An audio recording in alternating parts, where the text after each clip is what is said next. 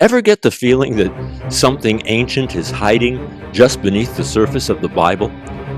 That the world of Genesis, angels, giants, heavenly thrones of fire, was once far bigger, far stranger, far more dangerous than what survived into the canon? Well, it's about time we step into that world. We're going back to the 4th century before the Common Era, roughly 400 to 300 BCE. The Persian Empire is fading. The Greeks are rising. The Second Temple stands in Jerusalem, restored, but not everyone is celebrating, because while Enochic Judaism, that is the priestly establishment claiming descent from the great ancient high priest Tzadok, has triumphed institutionally, but another movement is quietly being born. A movement of visionaries. By that we mean displaced priests, of scribes who believed that the temple leadership had gone wrong. We're talking about mystics who looked at the corruption of the world and they said, this isn't just political, this is cosmic. This is the birth of what scholars call Enochic Judaism. Enochic Judaism, and its manifesto, the first section of the Book of Enoch, known as the Book of Watchers. Now, here's the twist. The Enochians weren't random mystics living in caves, at least not yet. They appear to have been an opposition party within the temple elite itself. Now, we don't know exactly who they were. Were they genealogically related to the Zadokites? Were they a rival priestly family? Maybe a more ancient priestly line claiming deeper legitimacy? And the sources are silent. What we do know is that they never rejected the temple's existence. They believed the temple had become impure. They never said it shouldn't exist. This wasn't anti-priestly populism. It was priestly critique. Now, that's important because the nature of Enochic Judaism doesn't contradict its anti-priestly attitudes. It's the difference between saying, we don't need priests, and saying, the wrong priests are in charge. And if you're displaced after the temple's restoration, if power consolidates around one lineage, well, what do? You go cosmic. The Enochic imagination didn't come out of nowhere. It was rooted in two deep streams: the trauma of the Babylonian exile. Well, that's one of them, because during the exile, Judean thinkers encountered grand mystic cosmologies of Mesopotamia, divine councils, rebellious gods, cosmic battles. And they remembered older Israelite traditions. The sons of God, the so-called sons of God in Genesis chapter 6. The divine council scenes in the book of Psalms. The fiery throne visions of prophets like Ezekiel, the prophet Ezekiel.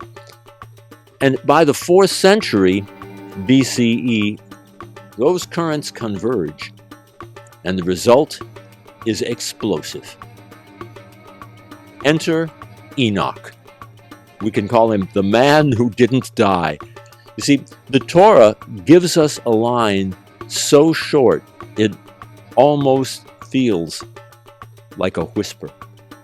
Enoch walked with God, and he was not, for God took him. That's it. No funeral, no tomb. The Enochians looked at that verse and said, wait a minute, he didn't die? Then he went somewhere. And if he went somewhere, then he saw something, right? Now, in the Book of Watchers, Enoch becomes the original mystic. He's taken alive up into heaven. He tours cosmic realms, and he sees storehouses of winds and stars. He walks through chambers of fire. He beholds thrones blazing with unbearable light. Now, if you've ever read Ezekiel, first chapter, chapter 1 of Ezekiel, you'll notice its depiction of something cosmic, wheels within wheels, flashing lightning. And consider chapters 21 to 36 of the Book of Watchers. Those chapters feel like a cousin to that vision of Ezekiel, only expanded, systematized, even weaponized. And Enoch, he's not some passive observer. He's a scribe of heaven. You can forget greeting card-like cherubs. The angelic beings in the Book of Watchers are terrifying. They're radiant, they're vast, they're structured in hierarchies. They guard cosmic gates, and they supervise stars. You see, this is an ordered universe, and yet something has gone wrong. Now, the central drama of the Book of Watchers is actually based on a tiny fragment from Genesis. Genesis 6, these sons of God who descend to human women. The Enochians zoom in. They name them. They call them the Watchers. The Watchers. These are heavenly beings tasked with observing humanity. But they don't just observe, they rebel. They descend to earth. They take human wives. They teach forbidden knowledge. But they don't fall. They don't fall accidentally. No, they swear an oath together. Let us all swear an oath and bind ourselves by mutual imprecations, not to abandon this plan, but to carry out this deed. And so, the text says, They were in all 200 who descended in the days of Jared on the summit of Mount Hermon. And this is where the story turns from myth to manifesto. You see, each fallen watcher teaches something dangerous. One teaches weapon making, another teaches cosmetics and seduction, another reveals astrology, another reveals incantations, another teaches the cutting of roots and occult properties of plants. And there's one figure, he's called Amasras, and he's associated with magical knowledge, with incantations, and the cutting of roots. Does that sound familiar? Centuries later, the Jewish historian Flavius Josephus would describe the Essenes as experts in medicinal roots and the properties of stones for healing. He wrote, They are devoted to the study of the writings of the ancients, and choose out what is most for the advantage of their soul and body. And they inquire after medicinal roots and the properties of stones. The parallel here is striking. In the Book of Watchers, the corruption of knowledge leads to the corruption of the earth itself. And the text gets specific, gets painfully specific. Azazel taught men to make swords, and knives, and shields, and breastplates, and made known to them the metals of the earth, and the art of working them. And Others taught enchantments, astrology, cosmetics, weaponized beauty, if you can think of it that way. Civilization accelerates, so does violence. Weapons lead to violence, cosmetics to exploitation, astrology to fatalism, magic to manipulation. The problem isn't just sin, it's technology. It's revelation out of sequence. It's heaven's secrets leaked prematurely. The unions between watchers and women produce giants known as Nephilim, violent beings who consume everything in sight. They devour resources. They devour humanity. They devour the earth. And the world collapses into chaos. And there's the theological bombshell. The flood isn't just about human wickedness. No, it's about angelic corruption. The giants are destroyed. But their spirits, they survive. They roam the earth as malevolent forces until the final judgment. Now we're in apocalyptic territory. History is no longer random. It's a countdown. The Enochians looked at their world, at priestly rivalries, political compromises, foreign domination, and they reframed everything. Because corruption in Jerusalem wasn't just bad leadership. It was a symptom of cosmic rebellion. And justice wouldn't just be political reform. No, it would be divine intervention.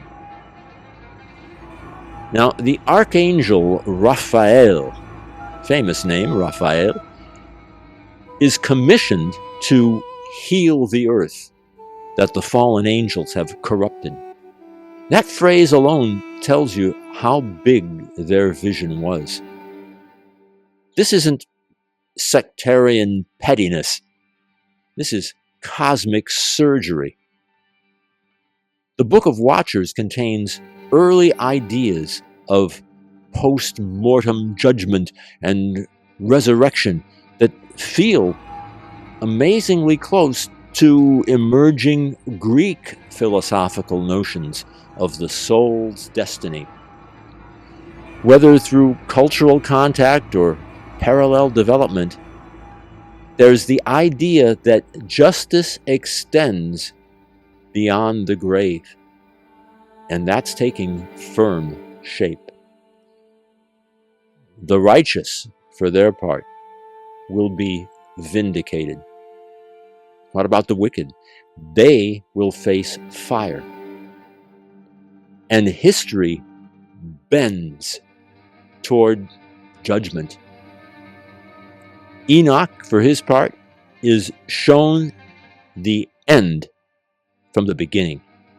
And this is where we need to shift gears. Because the Book of Watchers is not just a strange ancient book. Instead, it represents a movement of, let's call them cosmic rebels. Cosmic rebels. These were priests and scribes in antiquity who really believed that heaven itself had indicted the current order. Now, they didn't deny the temple. We've made that point. But they did say it was impure. They didn't deny the priesthood. But they claimed a deeper, more genuine priesthood. They didn't retreat from history. That wasn't their aim. They reinterpreted it. And at this stage, this historical period, we're talking about the 4th century before the Common Era, there is no evidence that they had formed a fully schismatic, separatist community. It's not like they gave up and just went off by themselves. That likely comes later, under the Hasmonean dynasty. The Hasmoneans, the ancient Jewish dynasty descended from the Maccabees, who fought for freedom in the 2nd century BCE. At that time, the focus narrows. The focus for these Enochians narrows from all Israel to a small, embattled minority group. But in the Book of Watchers, the vision is still expansive. It's expansive. All of Israel matters. Even the nations, the non-Israelite nations matter.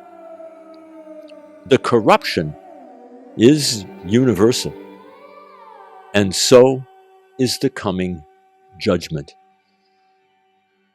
Now, is Enoch, the Book of Enoch, in some ways a blueprint of mysticism, Jewish mysticism? If you trace the arc of Jewish mysticism through texts known as Hechalot, which means throne rooms, these are mystical conceptions of the divine throne room. If you trace it through these Hechalot texts and then through early Merkava or Merkava visions, Merkava meaning chariots, mystical speculation on the divine chariot throne of God, envisioned by the prophet Ezekiel. If you trace it all the way through medieval Kabbalah, there's one figure who stands at the beginning. And he, of course, is Enoch. He's the human who became the heavenly scribe. He's the man who saw the throne of fire. Its appearance was like crystal, and the wheels thereof like the shining sun, and from underneath the throne came streams of flaming fire. We have the prototype here of the mystic who ascends.